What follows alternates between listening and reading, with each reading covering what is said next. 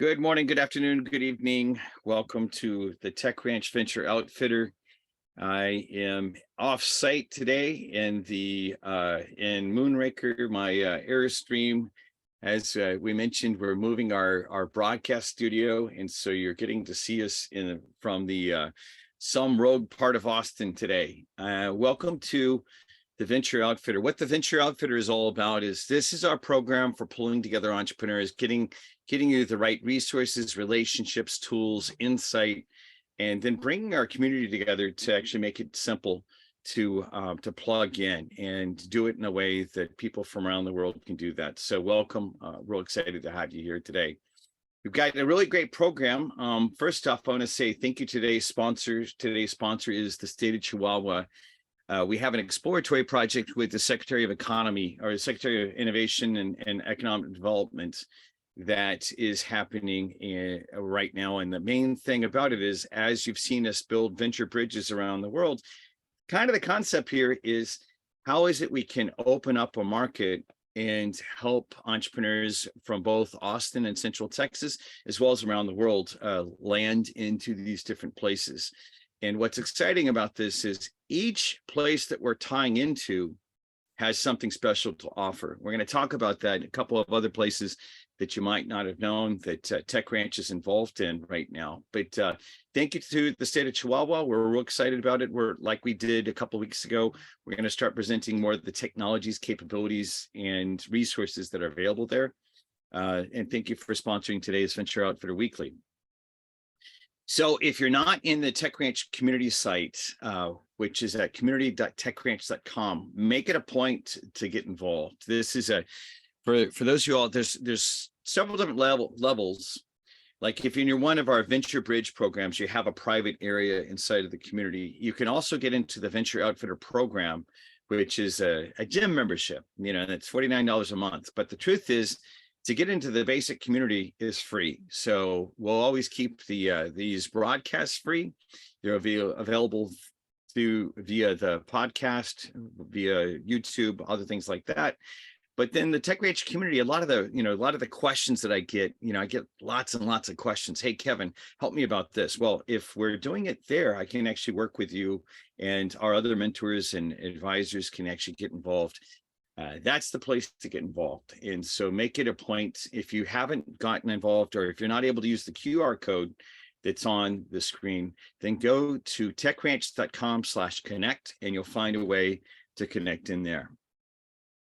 So coming soon, June 1st, we're going to have our Christia Hoffman, who is one of our branding experts, a long-term tech rancher.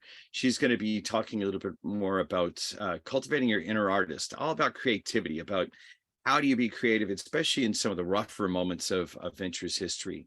And she's got her own personal story that she'll take us through, as well as talking about how she gets more involved with ventures and how she supports them, as well as just her personal work about what she's up to.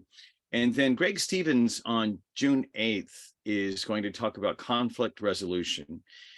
Greg is a conflict resolution expert. He teaches conflict resolution classes around the world. And I've known him for about a decade now. I took his courses about a decade ago, and they're just really valuable. And let's be clear. Being involved in a startup is like you're dealing with conflict on a daily basis, just because you're trying to figure out how to make big things happen with small resources, right? So it'd be great to have you join us for Greg Stevens' class on June 8th. And I'm going to be traveling a bunch. So I'll be in Spain on June 23rd, multiple cities. We haven't figured out the whole map yet. Obviously, that's coming soon, but there will be some activities there. Santiago and Valparaiso, Chile, August 2nd to the 5th. Mendoza, Argentina, around the 7th and the 8th. And then I'm sure there'll be some stuff happening in September and October, because we have some things that are bouncing around a little bit. But right now, Inc. Monterey, November 16th and 17th. So if you're looking for plugging in with me directly, come see me speak at one of these events. And I will make sure that we will have the official events, and then I always like to do some open community kind of things as well. Just keep appraised of going to techranch.com/events, and we'll publish them there. I've mentioned this before, but we have two Tech Ranch fellows, Jose Anzola, who is from Venezuela and lives in Paraguay. He is he's taking the Tech Ranch connections and opening them up to other parts of Latin America. The key thing here is that we've obviously done a lot of activities, especially with Mexico and with Chile, but we want to go ahead and open us up to more parts of Latin America. And this will include activities that are happening we've already been in contact with some Bolivians, with some Colombians as of yesterday, several other different places in the world. He's kind of playing this ambassadorial role. So if you're interested and you're hearing that one of the streams or the podcast and you want to get more involved, you can mention it to us on one of our open channels, and then we'll get you connected in. And then Adolfo Romero is from Mexicali, Mexico. He is an expert in advanced technology, kind of deep tech. And so he's doing kind of a review of deep tech and presenting some of those type of areas in Mexico. Because a lot of times people in the US don't necessarily know about the different areas. Like as an example, one of the places that he worked in is there's a nanotechnology center in Chihuahua, Mexico, that he used to work in. So we'll get a little bit more of a characterization, a report that you can look at, because especially if you're wanting to nearshore and plug into some of this, deeper tech that's here locally. I mean, locally, to me, since I'm from Texas, I think of Mexico as very close. And speaking 23 cities, speaking in 23 cities across Mexico, it feels like it's right here in our backyard. But the main thing about it is, a lot of what we want to do is for you that are early stage technology entrepreneurs, we want to make sure that you have access to some of these locations, because a lot of times because of the language barrier and just because of the history there, you might not know about that. So Adolfo will be doing that. We'll publish that. We'll make sure that we have a summary report that we present in the coming weeks on the VO Weekly, but then there will be more detailed things happening from there.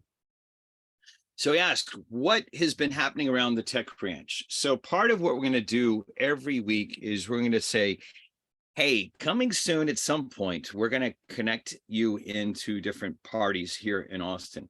I've got an example, Bart Bond. He's been my colleague for more than 15 years now. He's the CEO of the Pecan Street Project. And you might say, what is the Pecan Street Project? Well, in this one area of Austin, in the Mueller subdivision, part of what started as a 1,000-home project, the Pecan Street Project is saying, hey, we need to engage solar, we need to engage, battery technology, we need to get all these data points so we can figure out what's going on in these systems.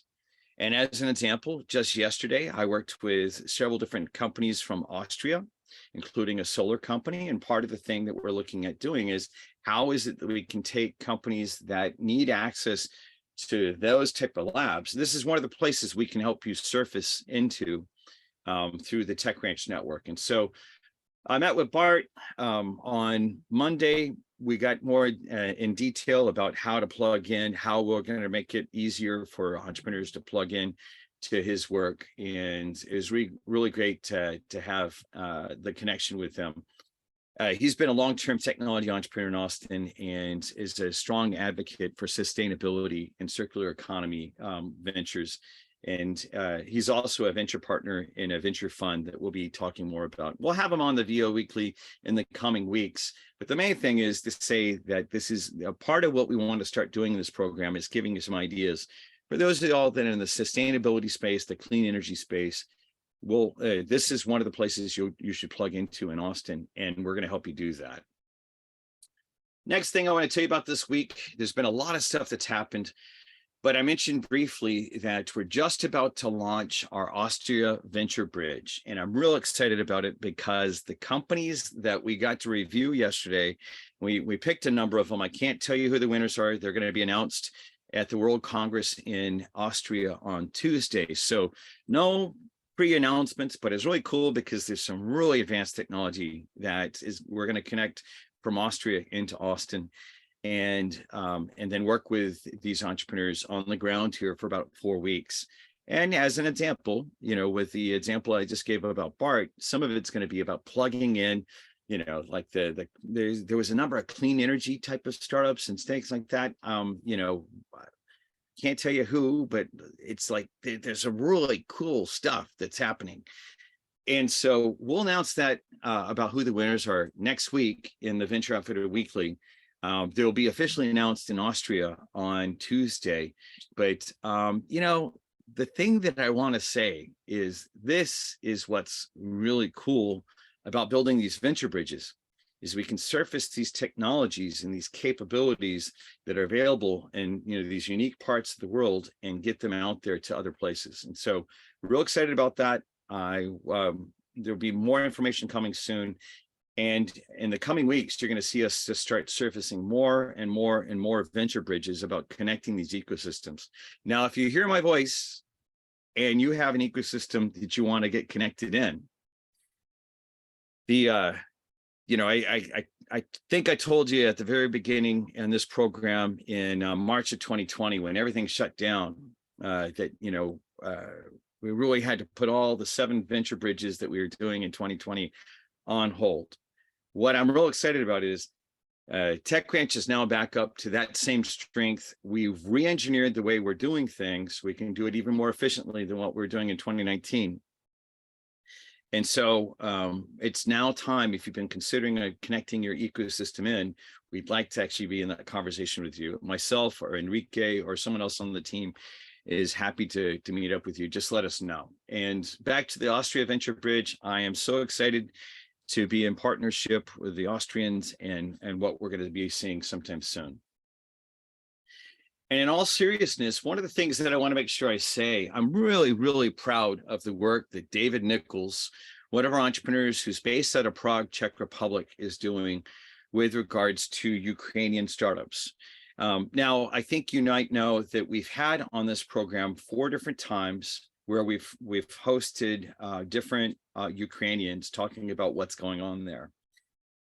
David put together a program called Invest in Bravery. Then this was back in April. There's going to be some subsequent stuff that's going to happen in September. They're about to have another one. Essentially, this was an investment conference for Ukrainian startups. And again, so TechRanch had already worked with Ukrainian startups before the February 24th, before the war happened. The thing that I think is important is we need to stay sensitive to what's happening there, because the Ukrainians are going to need our help to rebuild what's there. And the big thing that I want to say is, if you're interested in helping on this, I'm actually looking for a couple different volunteers that could be in core parts of this. We have a number of Ukrainian entrepreneurs that I met during South by Southwest, as well as I usually get about 1 to 2 inquiries per week, if not more, from Ukrainians and saying that's heard about my offer a while back about getting involved in our programs and stuff like that. But I now want to create a little deeper area in our community for supporting them. And I'd like to get a couple of mentors or volunteers that specifically are interested in this. If you're interested, let me know. You can let me know through the contact us form. Go to techranch.com/contact us. Or if we already are connected in some way, shape, or form, let me know personally. Now, what's going to end up happening in the coming weeks, we'll talk more about the activities that happened in Invest in Bravery. We'll talk more about some of the key things that even if you're in Austin, Texas, or some other part of the US, or maybe some other part of the world, about how a little bit of support from you, and I'm not talking about financial even, can just be attention towards helping connect people. That sort of stuff really makes a big difference. And some more will be happening about that. And to my friends in Ukraine, Slava Ukraini, glory to the heroes. Let's definitely, you have our support. Just let us know what you need, and we'll continue to build this bridge there. And then one of our another partner, JETRO, the Japan Trade Organization, asked us to announce we have a venture bridge with Japan as well. In Cambridge, up in the Boston area, they're going to have a special event on June 8th that they asked us to advertise for them, saying, if you're in the VC fund or pharmaceutical company, or if you're in the, especially if you're in the Boston area, there's going to be a lot of bioscience that's going to be promoted from Japan there. Now, we will be telling you a little bit more about some of the ventures that we've been working with. I've mentioned on previous programs some of the breakaway technology for dealing with, waste management, some of the breakaway technology for, replacement for lithium ion batteries with batteries based on carbon, things like that.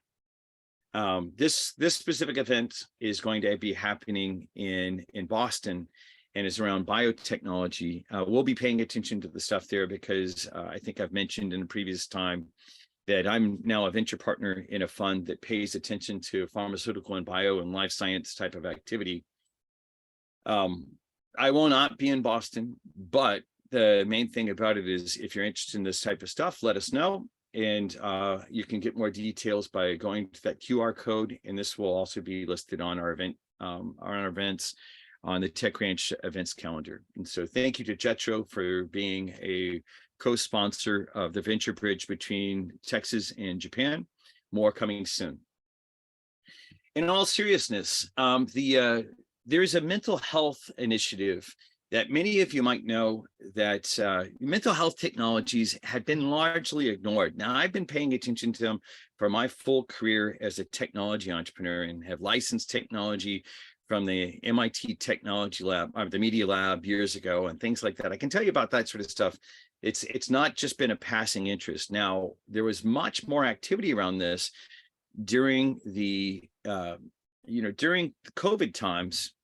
It was natural, and in conjunction with the Texas GHS, that stands for the Texas Global Health Security Initiative. Texas GHS was an initiative started by University of Texas, Austin Technology Incubator, Tech Ranch, and many other organizations. Another organization that we do a lot of work with called Industrial Genetics, many different organizations. And there was all of these researchers, PhDs, MDs that were looking at, virus therapeutics and diagnostic stuff like that. But no one was looking at the technologies for mental health, and suicide rates shot through the roof. And even now you can tell, even if it's not someone dealing with suicide, there's just this general malaise that I think is responsible for some of the stuff that's happening in at least the United States, and I think the rest of the world as well. And so part of what we are doing here is, about this initiative is, during 2021, 2022, I put together a committee of 33 different people that supported different parts of this initiative. We're going to be brushing off some of the dust on that committee because, after 2022, March 2022, in the South by Southwest program, what we did, we kind of put it on hold. And it's just because we're looking for the next level of where to take this. We're assembling partners around this, and we're going to be going after a couple different grants. And I cannot yet announce the lead partner that we have. I'm real excited about what it represents because, just imagine that if I get excited about a partner, it means that they've got muscle and capability and access. And part of what we want to do is in these initiatives, and like I said, we're going to really reinvigorate a lot of these initiatives. We've got one around electromobility, that is electric cars and stuff like that. We've got one around healthcare, the one around mental health. If you're involved in this sort of stuff, if you're interested, if you just want to be a fly on the wall and be an observer, go to the Tech Ranch community, and there's a mental health channel. No, there's a personal development channel. That personal development channel is more for, an individual as an entrepreneur who wants to take care of his or her health, right, including mental health. If for this channel, this is going to be about mental health ventures, and we've already assembled venture capitalists around this. I've interviewed a couple of them previously on this program, months ago. But we're just going to really be driving in a lot more activity, and I just want to let you know about this. So that being said, take advantage of it. Sign up in the channel. You can tell me if you have something specific, but instead of just telling me, the thing I'm going to suggest is post it out there. Just say, hey, I'm here. Or even if all you just want to do is be an observer, you can just subscribe to that channel, and that's enough. That'll be your way of getting into the activities that are going to come. And we'll announce both on the Venture Outfitter Weekly, and we'll announce into that channel about some of the things that are coming. And like I said, I'm real excited about what's represented by the people that are coming together around that. It's very critical need. It's not a need that, just because COVID went away, this has not gone away. So, okay, well, this is all culminating, and that was a mouthful. So let me get back to the most important thing. Today, I want to introduce you to Vince Marotte. Now, Vince has been a long-term friend and another entrepreneur that is one of my running buddies. And I really appreciate him because a lot of times, we'll just like share back and forth about just touching base and all that sort of stuff. It's really critical that you have other running buddies in your background, in your, around you for support. So he's one of my running buddies, but he's really good at product development, product management, product development. He's had 2 successful exits. He's launched his next venture. He's already got it to revenue and all sorts of other interesting stuff we're going to hear about. But he's going to talk about the triangle of change. And this is some activities that he's told me about before. But I'm going to be learning alongside of you because he's really put together this in a packaged way that's really interesting for us to go through. Let me take you off the slides, and we'll bring Vince into the studio. And hey, Vince, thank you for being here today. I'm so excited about getting a chance to learn more about the triangle of change, and welcome. Thank you, Kevin. Thank you. A long time colleague with Kevin. We get together and we work through ideas because we both think at a very similar speed, and we'll actually have a slide on how your brain works here in this. And so I enjoy laughing, crying, and just working through things with Kevin. And so he's just been a good friend. So thanks. Glad to be here. But yeah, a little bit about me. Vince Marotte, longtime entrepreneur, been at it. At first exit was in 2006, another one in 2008. Did a long stint in consulting with my company Simple Drive that I've been operating since then. And so my passion really is new product development, new market entry, that sort of thing, really looking at unique problems and solving them. So helping organizations solve those issues, and how that's morphed is what we're going to talk about today. But my current passion right now is Heat Check, which is in the sports tech space. I've been involved in 2 startups over the last couple of years in artificial intelligence, one in supply chain, one in talent acquisition, using large language models, using AI, using rapid data, machine learning, all that sort of stuff. And I'm applying that now into sports analytics. And so we have some cool things going on there. So pretty excited. Like Kevin said, we're at revenue now. And now we're just starting our seed roadshow this week. So really, really exciting. But I want to get into, the topic du jour here, which is the triangle of change, as Kevin had mentioned. And it comes from a strategic kind of a course that I use with customers when we first onboard them. So whenever I'm working with a new organization and they bring me on to help them ideate and work through and build a process to launch a new product or enter a new market, or even just optimize their processes, those sorts of things, we usually spend at least a full day on what we call play to win.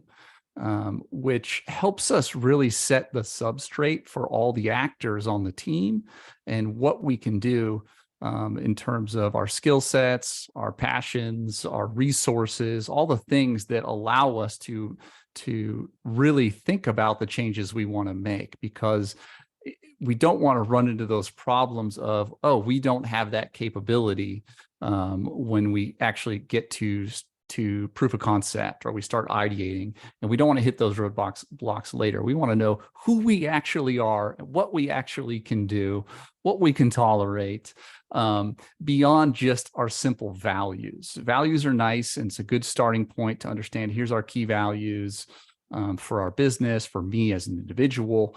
But having a substrate for what it really takes for us to change or actually improve something is really helpful. And we call it play to win because my passion really is playing. My life revolves around this quote from the great psychologist, philosopher Friedrich Schiller, when he said, "Man only plays when he is in the fullest sense of the word a human being, and he is only fully a human being when he plays." And that really infects, if you will, everything I do. This is the most important thing. I think the most important thing for humans to do is play. And I want to qualify that to say, I know a lot of people think, well, playing is we stopped doing that when we were kids. No, play is different. Play is not just being outside with people doing things, although that is a form of play, and doing things that are fun. Play really is when you are in flow state acutely and in a life stage way. So whether in aggregate or for a holistic way, I'm in a flow state, or acutely, in the moment, I'm in a flow state. And I'm sure everyone here has heard of the term flow state, and you probably can try and pronounce Dr. Mihaly. That's his last name. This is an actual word. His definition, he popularized this concept of flow state. You can read his book Flow, which is really a collection of some of his studies on flow state. But really, it's defined as under the right conditions, you become fully immersed in an activity. And for everyone, that is different. And for the context of what we're talking about today, we're talking about change. And this can apply to you're changing things in your personal life. Maybe you have health goals, maybe you have retirement goals, maybe you have career goals, or even within your organization or your team or your social community, those types of things. You have goals, you have objectives, you have changes you want to implement, and understanding this first is important. So before we get into, I'll talk about that next, but let me continue on flow state. So let's do a quick little exercise on flow state and try and pinpoint how we all operate differently in flow state. So I like to think of thinking modes or thinking types of people, kind of like I think of the core components of a computer. We all operate differently. And it's often nice when I'm working with a team to get different minds that work in different ways in a room or on an initiative, so we can see each other's blind spots, because we all operate at different cadences, different capabilities, different skills, but our minds also work completely different. We visualize things differently. We make pattern connections very differently. So I like to use the illustration of a computer. And at the core of a computer, you have the CPU, central processing unit. It kind of can do a little bit of everything. It is really the core engine of what runs everything. It connects everything. This is really your operations-minded type person who's thinking about how all the different things connect, or how whatever change I am looking at getting into connects to all the other things that may have secondary effects. So this is really that global thinker who is, I think of this as kind of a consultant. They don't necessarily execute at a high level and do a lot of things, but they're very good at making connections. But they're not going to sit down and do deep work. We reserve the deep work for some other things, but they can accomplish their tasks. So this is kind of the generalist. Most people are kind of going to fall into this type of category as we move around the computer and we look at different thinking models. The hard drive, we're all familiar with this. I got a picture of an old one here. I know they don't really look like that anymore, or they shouldn't. This has a lot of capacity. It can know a lot of things, but it doesn't move fast. This is, the broad, the broad, person on your team who can kind of do a lot of things. You don't want to overload them or put a lot of time constraints on them, because they need space to think. So to enter in a flow state, it is working with a lot of ideas, or working with a lot of content, or working with projects that might take a long time. This person is okay with continuing to wake up every day and refine a little bit, and keep doing that, and keep doing those little steps, and keep doing the same thing over and over again and continue to build on those successes and make those changes. That's kind of the long game endurance, diesel engine type change personality or thinker is that person. Then you have the RAM, the random access memory person. This is really kind of the catalyst for why I think like this, or why I think in terms of a computer, because this is where I live. I have ADHD, inattentive type. Raise your hand if you're in that camp, but we're here. We can have access to all that stuff in the hard drive, but we can't operate on very many things. But the things we are focused on, we execute quickly, and we can make a lot of very random connections.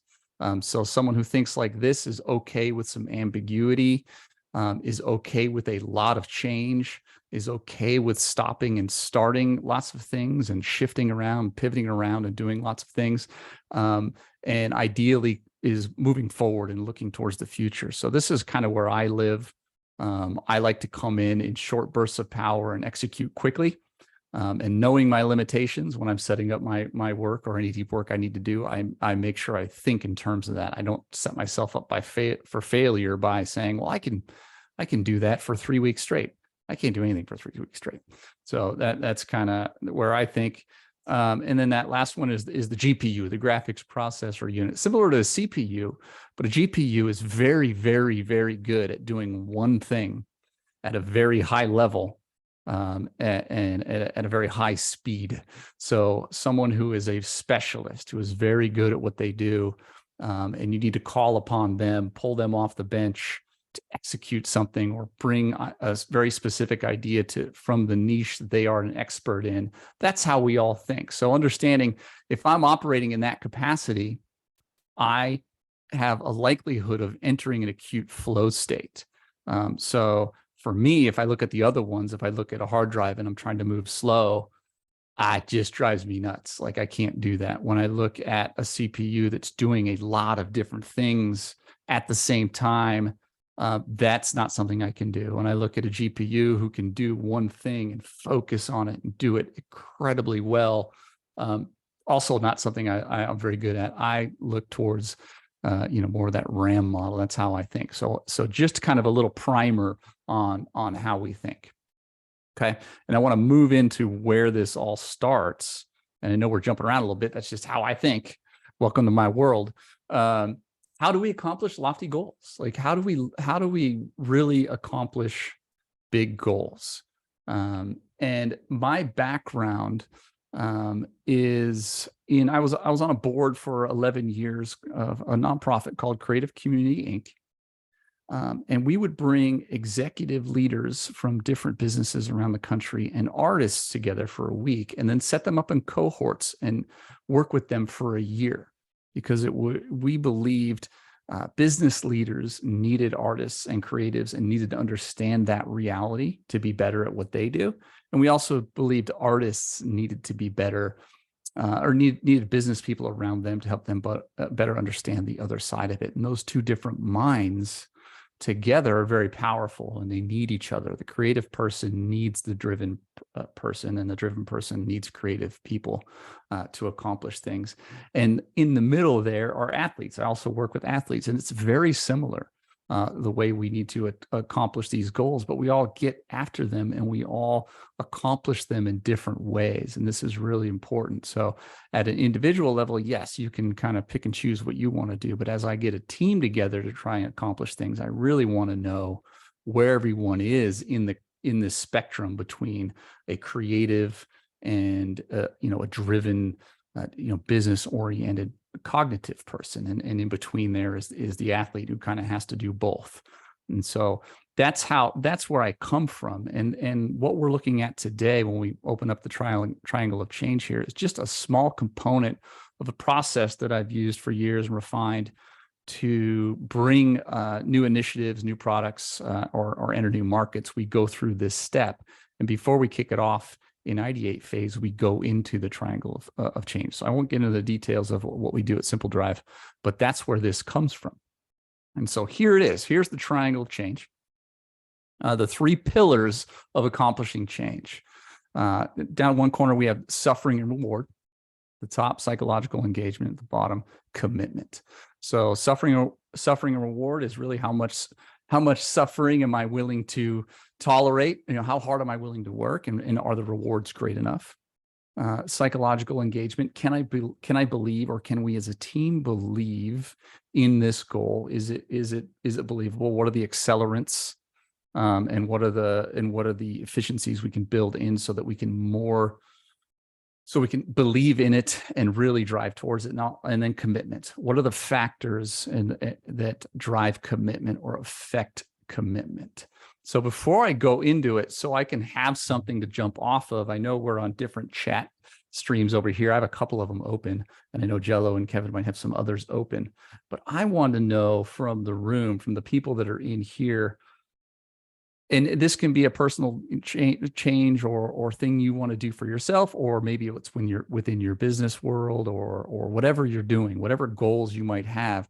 I would love for some people to chat in there some goals they have, or some things they would like to achieve, or have their teams achieve, sometime this year, in the next year. So pop some of those in there, because I just want to have them on the back burner so I can pull them up, so I can relate to you what I'm going to talk through for this.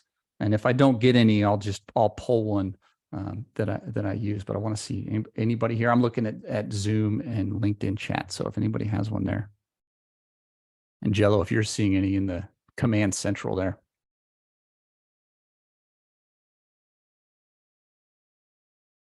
All right, Jello says build a steady growing company that is easier to manage while growing. So you have a kind of I'm seeing a negative goal there. I want it easier to manage. So good. Does anybody have like a fitness or a health goal? Those are always easier to share sometimes.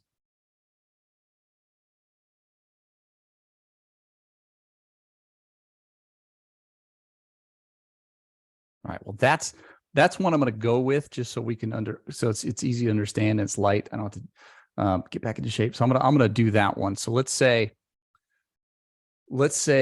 our goal, and this one may be nuts, but it's one that I've thought about in the past. Let's say we have a goal that we're going to work through in the triangle of change of running a marathon in 3 hours. All right. That's going to be I have one. I can chime. Sorry, yeah. I can chime in. So my background, this is Paulina. Kevin has known me for quite some time. Yeah. So my background for my high school has been that I was playing indoor volleyball, and then I picked up playing sand volleyball. Yeah. So between that transition, the volleyball coach that we had in our sophomore year of high school, she became our high school volleyball coach, had never played volleyball in her entire life, always coached basketball.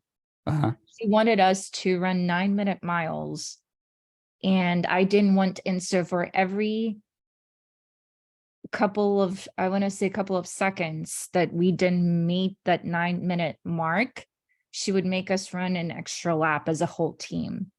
I didn't want to be that one team member to have to make everybody on the team run that. That's great. We'll use that one. We'll use a 9-minute mile.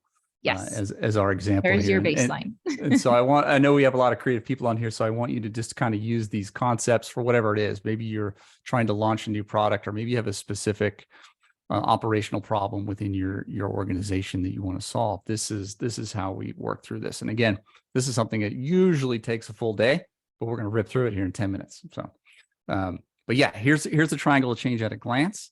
And let's go into the motivation side, or suffering and reward. And what are the vectors for motivation? There are plenty of them, but I start here. So when it comes to a suffering and reward, the three vectors I really like to push on are people, place, and posture.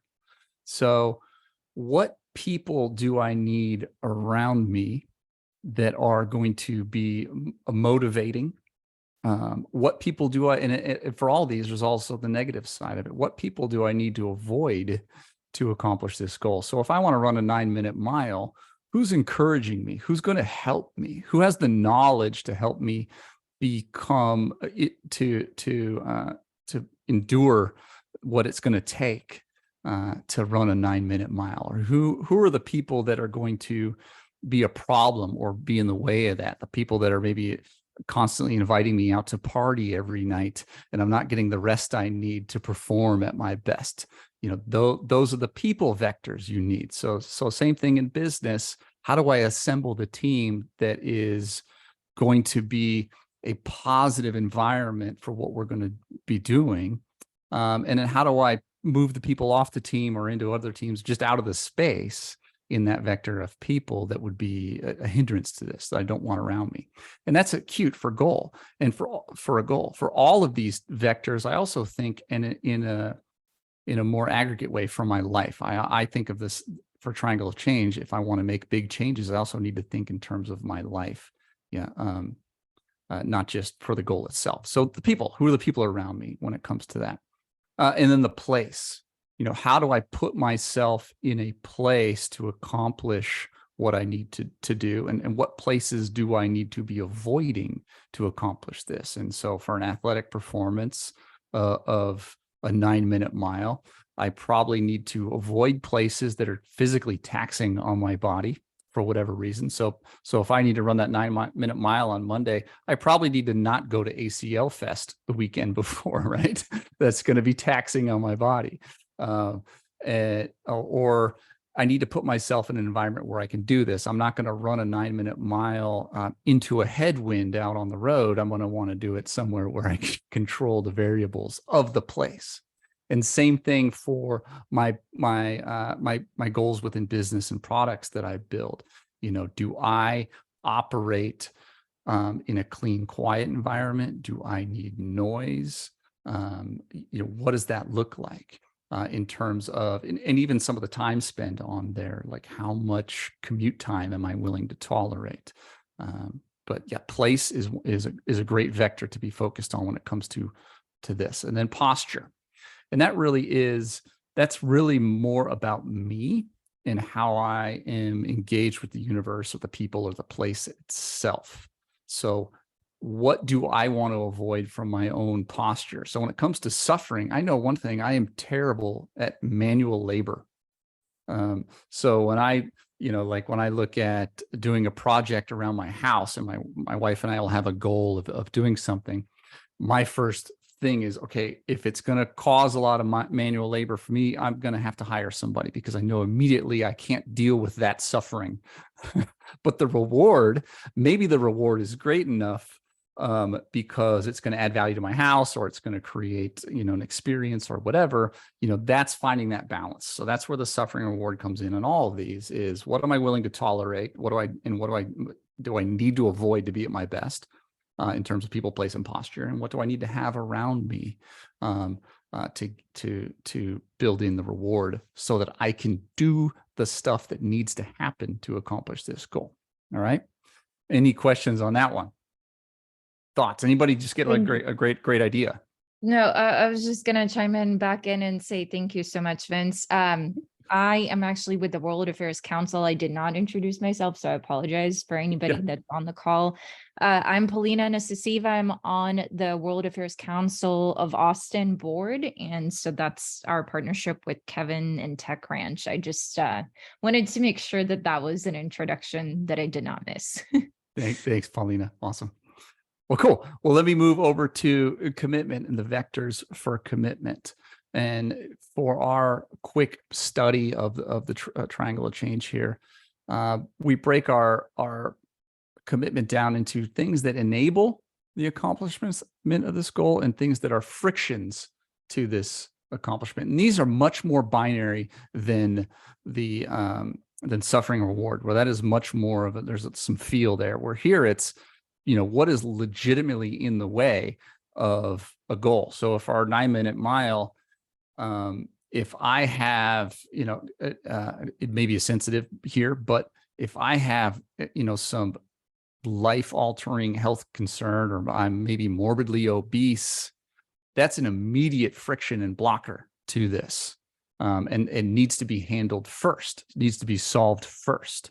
Or Maybe I live in a small cabin. This is random. I live in a small cabin in Alaska and it's winter and there's blizzards. I can't go outside and run a 9-minute mile. So those are the frictions. And what are in the other side of that are the enablers.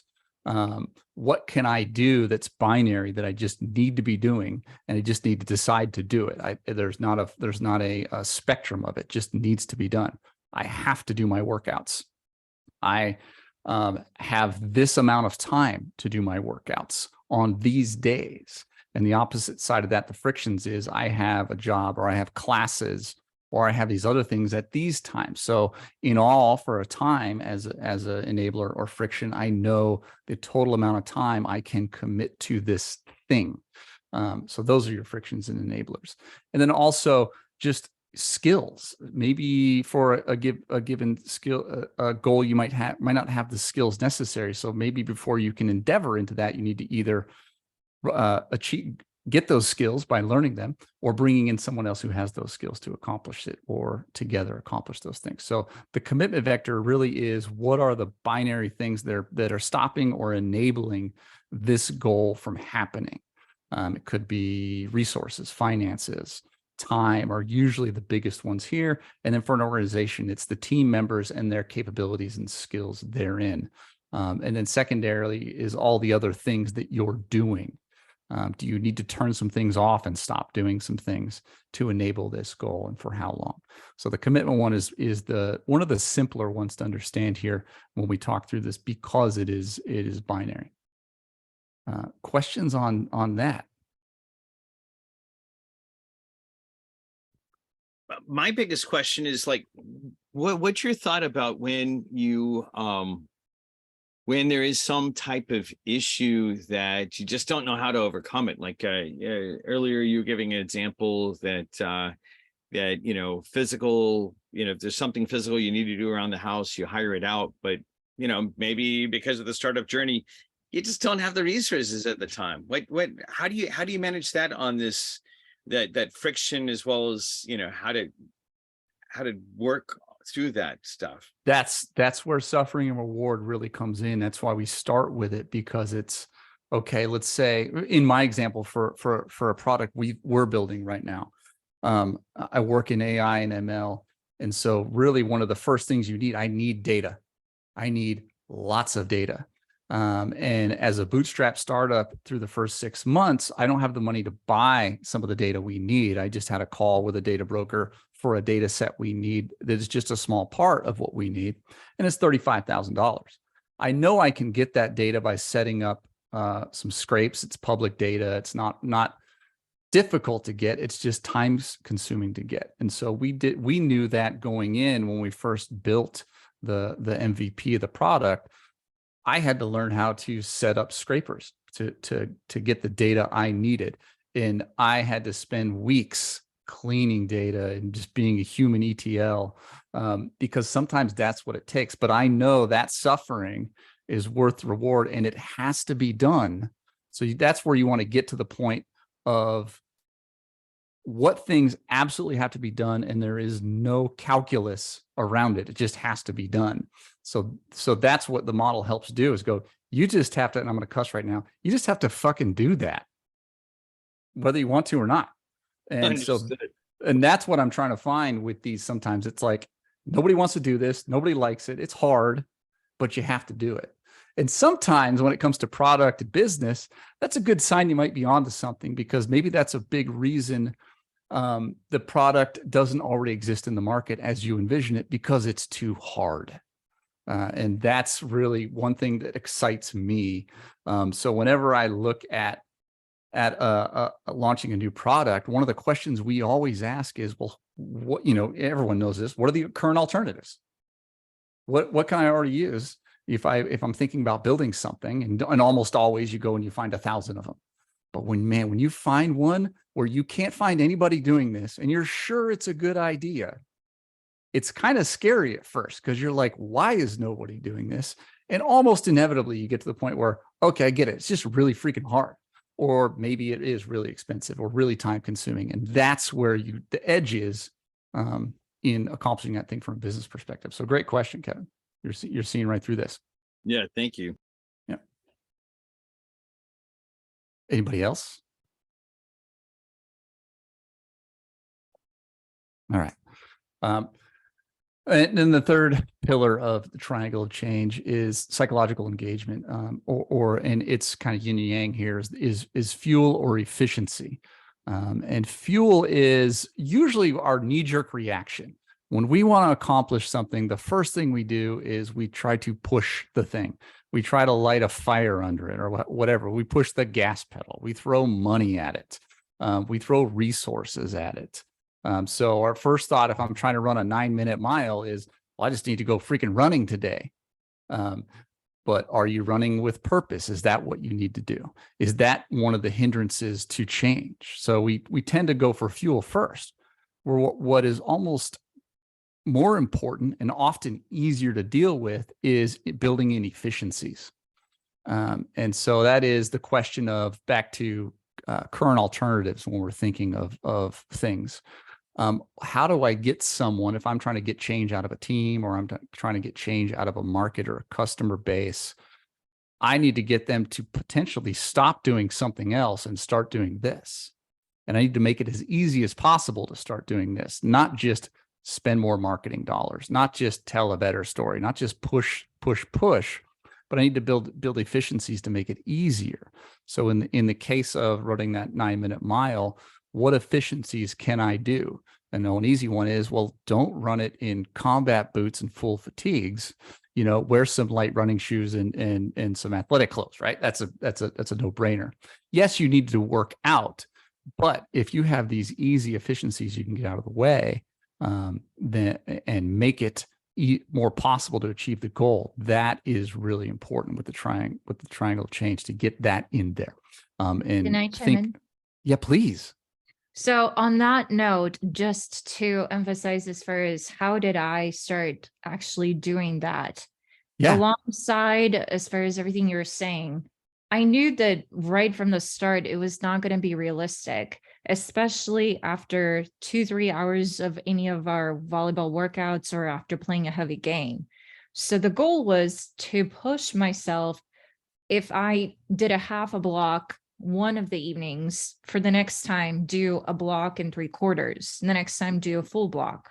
Yeah. So what you're talking about is the actual realistic goals that I find that in business, for any type of goals that you're setting for yourself as an actual business owner, whether it's for your team as well, you have to be realistic. You can't just like set this entire expectation and all of a sudden say, okay, in a week, it's going to get done. And if you can't, you're fired or like you're off the team. You have to be realistic. You have to understand as far as where humans are at. And so that's kind of where the thought process was I'm tired. If I'm excessively tired, I'm not going to push myself and I'm not going to go and do this extra run after a game. I'm not going to do this after a practice. But you know what? Tomorrow, the practice is supposed to be a little bit low key. Let me push myself a little bit more tomorrow and see where I'm at. So setting those expectations on a business scale, I think is something that people can take away and actually learn as a strategy. Yeah. And no, that's that you've said the closing thoughts for me, which is really why we close with psychological engagement, because at the end of the day, if the individuals can't believe in a goal because it's not realistic, then what's the point? So we need to change the goal. So if we get to this third pillar and we can't make it work, we need to go back to square one and go, okay, what is the goal? So 9-minute mile, based on everything we're learning right now, is not, we can't do it. So we need to bump that up to a 9:30 and try again. Or we need to give ourselves more time, more runway to accomplish whatever the goal is. Or break the goal down to something smaller. Maybe we run a half a mile in 4:30 and see if we can do that. And if we do that, then we realign and we try and set that goal again, or we say, no, we can do it. Let's keep going forward. So putting those checkpoints in. So you're absolutely right, Paulina. The goal needs to be realistic, and the effects of this, to understand all the substrates that come into play, all the human personalities that come into play with setting a goal, This all comes down to that last one. Is this a realistic goal? Can we do this? Do we go forward with this? And that's where we end it. That's where we're ready to go. Now we start plotting our goals, and then we put the strategies and tactics together to actually execute against those goals. And that's a whole different ball game. But I really, this is the core. This is where we start. So any other questions from anybody? Thoughts? Intentionally trying to keep this as vague as possible because I want you guys to just put your own personality on it, think about it, make your notes, and just go. Think about your goals and think about these 3 pillars. If I go back to that slide. Yeah, well, it's nice to actually have a structure to be thinking about as we're going through this process. I know that in my case, I'm very much like you about being the ADHD type that that sometimes I can see how being explicit about recognizing the suffering that might be there. I recently was explaining to another group that that I actually started with a reward to kind of get myself on board. I started with the ice cream before the homework. And yeah, I can see that by making it explicit about the value of then, oh, okay, I've got to go through this one thing. This is excuse the language, but yeah, it's gonna suck. But okay, well, how do I actually go through it? Okay, there's going to be a reward. I'm going to figure out. I know that for myself, I almost have to figure out what the reward's going to be before I can coax myself. And it's really funny for me to say that because I like to think of myself as a very, very disciplined person. But yeah, not, there's longer term stuff, just like you. It's just, that's hard. Yeah, no, I know for certain, and it's how I build my teams and build my work-life balance. One thing I know is an intense initiative that requires me to do some deep work multiple times a week. I know I have about 3 months tops where I can focus on that before I need to get into something else. And so I build my teams around that. So I often tell the teams I'm leading that I will be like Gandalf. I'll be there when things are really falling apart, but what I'm really here to do is set you off on the journey, get it going, make sure you have all the resources you need to do it. And then I need to get out ahead of you and go set up the shop for whatever we're doing next. And that's how I operate. And so I think in terms of that. For some people, it's like, I need to work longer than that, or I need to work slower than that. And that's how you need to work through how you're going to change things or how you're going to start new things. Exactly. Yeah. For those of y'all that don't know who Gandalf is the one of the characters from Lord of the Rings that he's a wizard that essentially steps in, gets things started, and then comes back in when things are really messy. So yeah, and Vince, by the way, has been that for me in my business and personal life. So yeah, I can see that. In business, they're usually called barrier breakers or rainmakers. That's really my job. In sports, baseball, the analog there would be your pinch hitter or your relief pitcher type persons. You pull them off the bench for very specific things to execute for intense short bursts. That's what I like to do. So that's how when I look at suffering and reward or commitment factors, that's what I'm really thinking about. How long can I focus on this thing? And I can't help it. Like, it's in my DNA. So I'd like to ask you a question about that. Yeah. So since you and I are very similar, and I know that I think there's a predominance number of entrepreneurs that are of that personality type, but what about, as an example, right now, TechRanch is growing again, and I just want to make sure we're managing our cash flow. And when I try to do the accounting, it's just, or when I try to do bookkeeping and accounting, that's terrible. So we have a bookkeeper, we have an accountant, right? We got those 2 professionals, but now we're having to do more of the finance. And the way I use those words for everyone else that's listening is kind of forward thinking. But because I don't know that area that well, I haven't been able to figure out how to coalesce that role into go do this for me because it's not my area of expertise. How do you do that, Vince? Like, I want to do it. I want to ask the question at two levels. One of them is specifically around that, but more generally around like one of the ways that I'd like to be able to get further psychological engagement around myself about, oh, wait, I really can solve this problem. I'm solving a problem in an area that I don't know anything about. And I think a lot of times us entrepreneurs, we don't, we're like, crap, we don't know that area. And so how are we supposed to, or worse, we're overconfident that we can figure it out.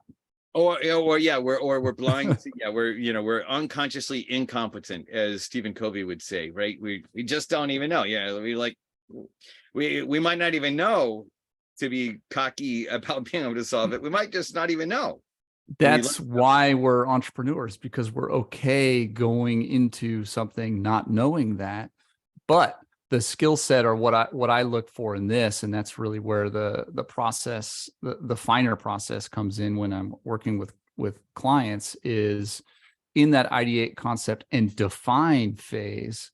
In phase one, we are very focused on really what is the most, simple problem we can distill this down to, and then communicate that to someone to say, here's the very specific problem I'm trying to solve.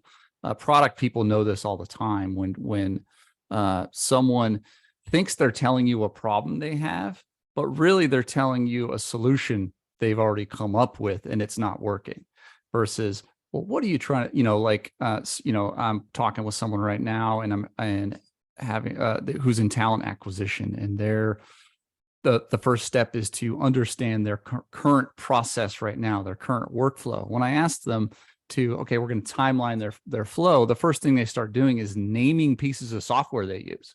And I'm not interested in that. What is the problem that piece of software is solving? So for anything, that's what I want to distill it down to. And then find, okay, who is very good, or what are the ways that problem is solved? And if I'm in really blue ocean, greenfield, whatever you want to call it, new space, and then I might have to go into different domains and verticals to understand how they solve similar problems, to gain some insight and find some of those people to come in and say, hey, here's the problem, the very discrete problem I'm trying to solve. What would you do? Yeah, I think that's something that's interesting about how to really define things in the areas that we don't know. But I get what you're saying. That's something that I think there's not an easy answer to, I guess. Well, that's the thing. There is. It's not easy to execute against the answer sometimes. So if we keep using our 9-minute mile, if I had a room full of people and had them all run a mile and kind of took their baseline times, I'm sure there'd be some of them where I would be able to say, running a 9-minute mile is just not ever going to happen for you because you have this limitation. Maybe you only have one leg. I don't know. And so we got to really find out what the core problem is. But even for everybody else, we can say, okay, so you have good leg strength. You have terrible cardio. So that's the core problem. We need to build up your cardio. So the process to get you there, we're going to focus more on cardio. We're not going to get into the weight room. We're not going to do plyometrics. We're going to work on your cardio. So you're going to do a lot of, long, boring cardio workouts. Or maybe you just don't have any leg speed. You're a great athlete, but for whatever reason, your legs don't move fast. So we're going to work on strength and plyometrics and flexibility and hip mobility. We're going to find the discrete problems of why don't you have leg speed?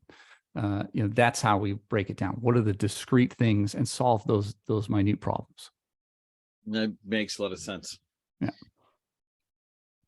I have to hop off, but Vince, thank you so much. And for anybody listening, please check out the wac.org website for World Affairs Council of Austin. And Kevin, we need to make sure that this continues, because this has been wonderful. And Vince, thank you so much for using that example. Thank you so much. Yeah. Thanks for offering one. Yeah, I know it's scary sometimes. Thank you. Have a good rest of your weekend. Happy Memorial Day. Appreciate having you. But yeah, anybody else on the call? Thoughts? Chat them in. You don't have to talk. Awesome.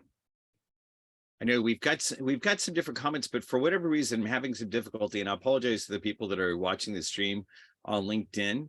For whatever reason, LinkedIn is not allowing me as the event owner to be able to see to be able to see some of your comments. I'm not quite certain why that is. So what we'll do is if you have follow-on comments and you hear this either, you know, after the recording or whatever it might be, we always have a little bit of follow-on interaction that happens in the community site where there will be details about, you know, we ask Vince or whoever the speaker is of the week to take a handful of questions for the next few days after that, like on the community site where, you know, it's just a threaded discussion. And many times there are, you know, one person was hesitant to asking a question because they didn't, you know, this is a very personal subject that Vince is talking about.